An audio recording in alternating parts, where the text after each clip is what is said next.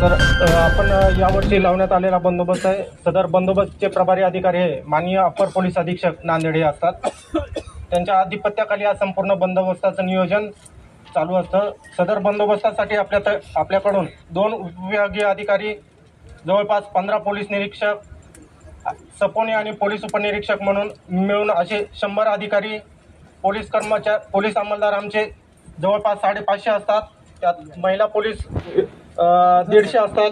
त्यानंतर शहर वाहतूक शाखेच्या 1 अधिकारी असतात. त्यांची टीम पूर्णपणे या बंदोबस्तासाठी उपस्थित असते. तसेच आपले जे पुरुष होमगार्ड असतात, जवळपास 400 पुरुष होमगार्ड आणि 100 महिला असे 500 होमगार्ड या संपूर्ण बंदोबस्त काळासाठी असतात. तसेच बंदोबस्त कामी एक RCP प्लाटून असतो, तसंच QRT प्लाटून आणि SRP प्लाटून असे जवळपास आपले 1000 पोलीस कर्मचारी या बंदोबस्तासाठी तैनात असतात. तर यात्रेदरम्यान या संपूर्ण माळेगाव परिसराचं 8 सेक्टरमध्ये विभागणी केली जाते. जसे आपलं मंदिर परिसर असेल, लोकनाट्य परिसर असेल, व्हिडिओ सेक्टर, असं 8 सेक्टरमध्ये या संपूर्ण बंदोबस्ताचं विभाजन केलं जातं. संपूर्ण बंदोबस्त हा 2 शिफ्टमध्ये असतो. संपूर्ण बंदोबस्त सेक्टरचे प्रमुख अधिकारी पोलीस निरीक्षक दर्जाचे असतात.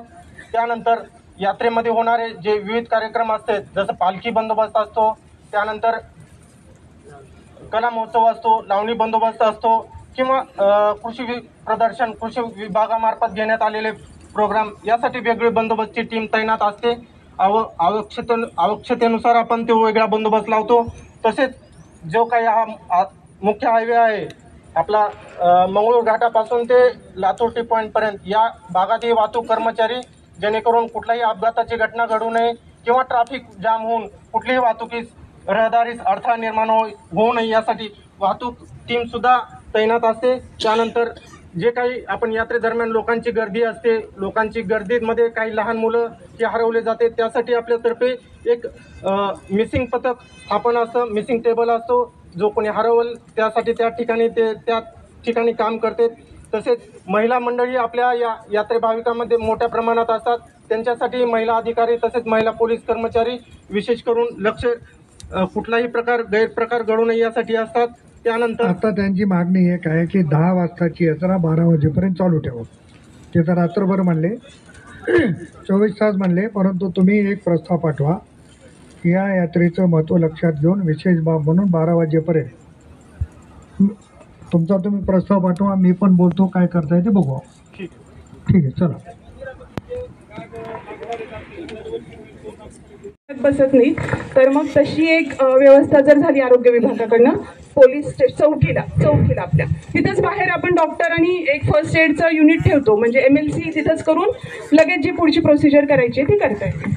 आपण म्हणजे आत्ता जो प्रस्ताव आहे, नंतर मी बैठक संपल्यावर वाटलं तर तुम्ही डेप्युटी इंजिनियरकडून बघा की आपण तुमच्या पोलीस चौकीवर 2 हॉल काढायचे आणि शौचालय खाली बांधायचे, बाजूची जागा घेऊ, अशा पद्धतीचा प्रस्ताव केला आहे.